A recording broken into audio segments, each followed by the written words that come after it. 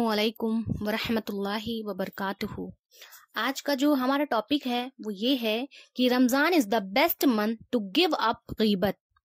आज हम बात करेंगे कि रमज़ान में गीबत से कैसे बचें। सबसे पहले मैं आयत करीमा इरशाद करती हूँ, वला यक़्तब बअज़ुकुम बअज़ा अयुहिब्बु अहदुकुम अन यअकुल लहम अखीही मय्यतन फ़करिहतुमू वत्तक़ुल्लाह इन्नल्लाह तव्वाबुर रहीम।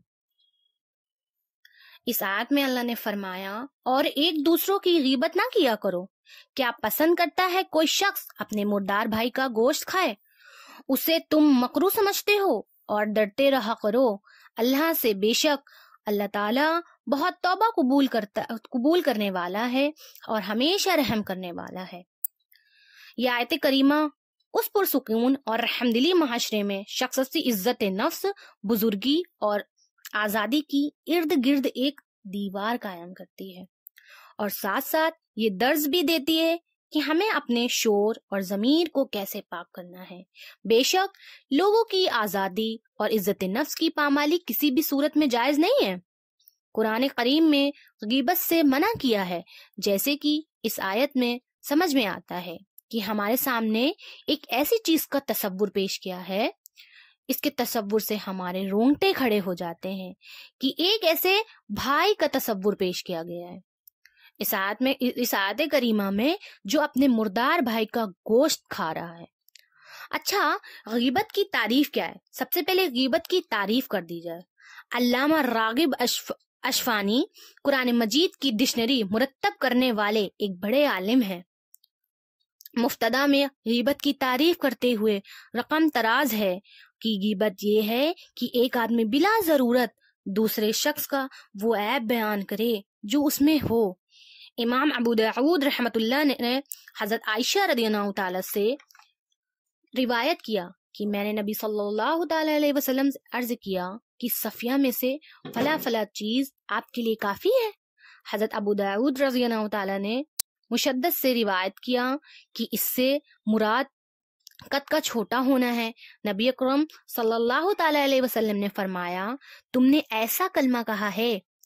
नबी अकरम सल्लल्लाहु ताला अलैहि वसल्लम ने क्या फरमाया कि तुमने ऐसा कलमा कहा है कि अगर तुम दरिया के पानी में मिला दो तो उसकी हालत को बदल देगा।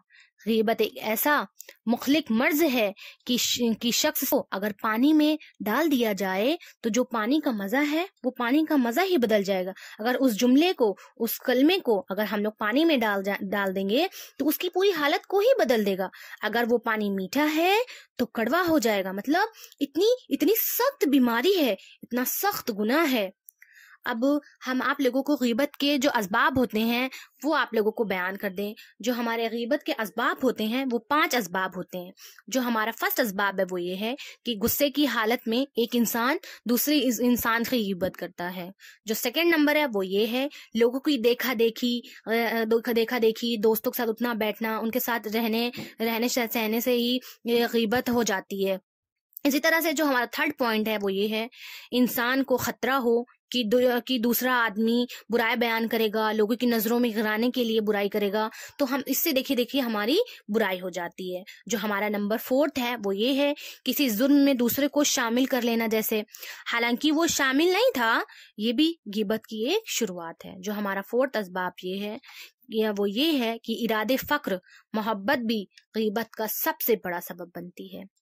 अब चंद असबाब थे जिनकी वजह से गीबत की शुरुआत पैदा होती है। इमाम तिरमिदी में अक़वा बिन आमिर से रिवायत है कि अर्ज किया, या रसूल अल्लाह की कामयाबी क्या है? तो आपने इरशाद फरमाया, रसूल सल्लल्लाहु अलैहि वसल्लम ने इरशाद फरमाया कि तुम्हारा घर तुम पर कुशादा हो जाए। कुशादा से मतलब क्या है यहाँ पर? यानी अपनी जबान को कंट्रोल करने के साथ तुम्हारा ताल्लुक तुम्हारे घर वालों से अच्छा हो जाए।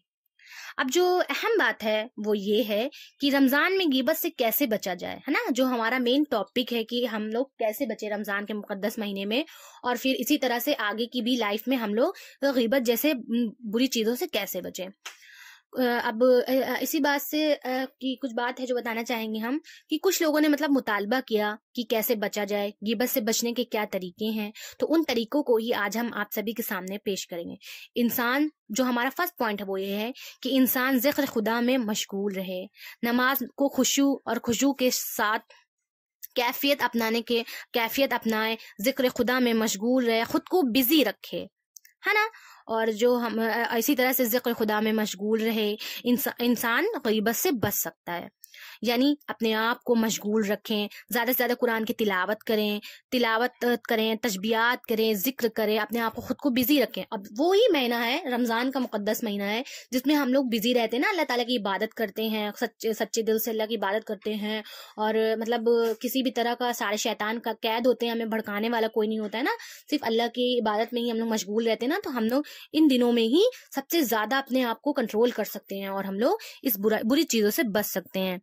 نمبر 2، قرآن کریم میں حدیث میں غیبت کی وعیدوں کا جو تصور کریں گے، جیسے کہ قرآن کی تلاوت، کہ اس کے بارے میں سچ ہے کہ اللہ نے کیسے کیسے وعید نازل کیے ہیں۔ ایسا کلمہ یعنی کسی کی غیبت کرنا ایسا ہے جیسے اتنا سخت، اتنا برا ہے کہ اگر اس کلمے کو ہم لوگ پانی میں ڈال دیں گے تو وہ پانی کیا ہوتا ہے، ہمارا کڑوا ہو جاتا ہے۔ اسی طرح سے جو ہمارا نمبر 3 ہے وہ یہ ہے کہ موت کا تصور ہر وقت اپنے ذہن میں موجود رکھے، یعنی کسی بھی وقت موت آ سکتی ہے۔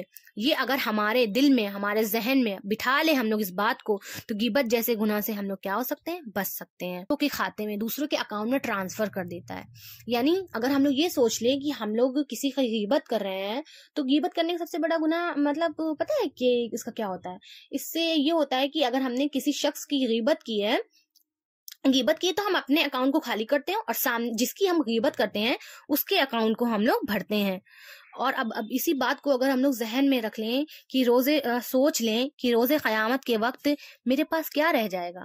ایسے ہی ہم لوگ کتنے گنہگار بندے ہیں، اگر ہم اتنے گنہگار ہم لوگ ہیں، اگر ہمارے پاس مطلب سوچئے کہ ہم سب لوگ ایسے بھٹکیں گے کہ کس کی نیکیاں ہمیں مل جائیں، کتنی ہمیں نیکیاں مل جائیں، کون سا ایسا میرا اچھا کام نکل آئے، تو اور روز قیامت کے وقت ہماری نیکیاں کسی دوسرے کو دے دی جائے گی، تو سوچئے ہمارا روز قیامت کے وقت ہمارا کیا حال۔ اللہ تعالیٰ سے گزارش ہے کہ ہم سبھی کو ان جو چند اسباب میں نے آپ سبھی کے سامنے رکھے ہیں اس پر عمل کرنے کی توفیق عطا فرمائے، اور رمضان کے مقدس محترم مہینے کے ساتھ ساتھ آنے والے دنوں میں بھی ہمیں غیبت جیسی بری بیماری، برے عذاب سے بچائے۔ آمین۔ واخر دعوانا ان الحمد للہ رب العالمین۔